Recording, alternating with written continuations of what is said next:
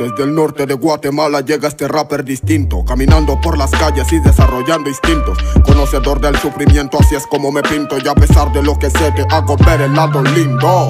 Con un flow transmutado de un rapper gringo, soy la pereza de un lunes y alegría de un domingo. Este talent fue como ganarse el bingo, y le pego al gordo cada vez que saco un fucking single. Quien me conoce sí sabe lo que pasa. Es más, quien me conoce solo me mira y me abraza.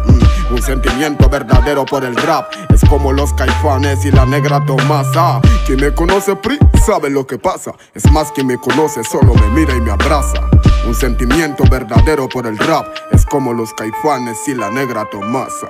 Hey yo, hey yo, hey yo, hey yo, hey yo, hey yo, hey yo, hey yo, hey yo, hey yo, hey yo, hey yo, hey yo, hey yo, hey yo. ¿Cómo vamos, familia?